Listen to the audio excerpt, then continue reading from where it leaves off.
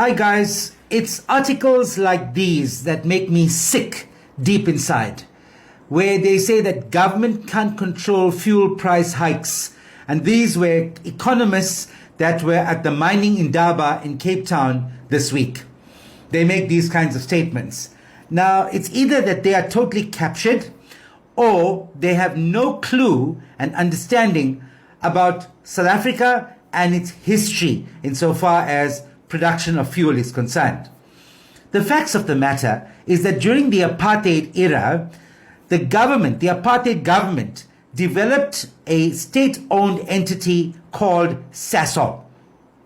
And it used SASOL to make fuel from coal. The reason it did this at that time was it feared the implications of international sanctions on crude oil.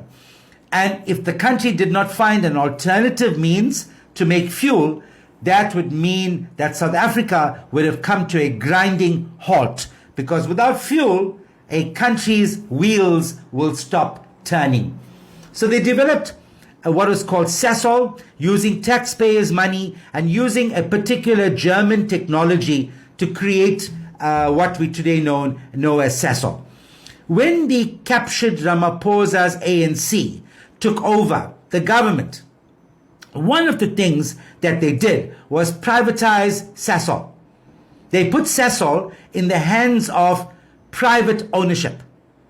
And as a result, SASOL is now listed on the JSE and it makes huge profits from making fuel from coal.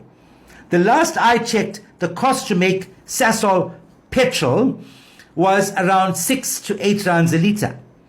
And if SASOL was in the ownership of the state and SASOL was nationalized, I can assure you, you will be paying less than 10 rands a litre for SASOL petrol. All South Africans will benefit.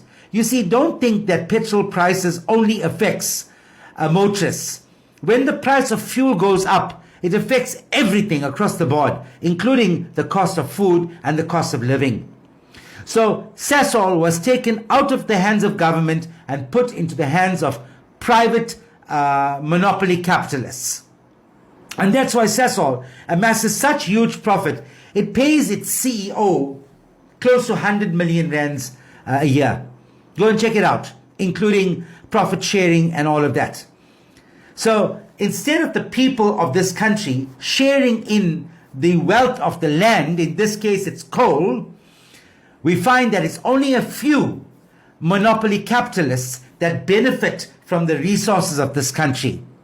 Now, MK is saying that we need to take back the wealth of this country that's in the hands of a few and put it into the hands of South Africans so that the people of South Africa can benefit. So if you say that fuel price hikes cannot be influenced by the government of South Africa, you are sadly mistaken. What the government wants you to believe currently is that fuel price increases is caused by a weakening rand and the fluctuating price of crude oil. Well, we've got news for you. South Africa's taxes on fuel is over 44% per litre. Do you know that? 44 cents of every rand that you pay towards petrol actually goes towards government taxes and levies. So who said government cannot control fuel price hikes? And that's coming from so-called professors. You need to get your heads ready.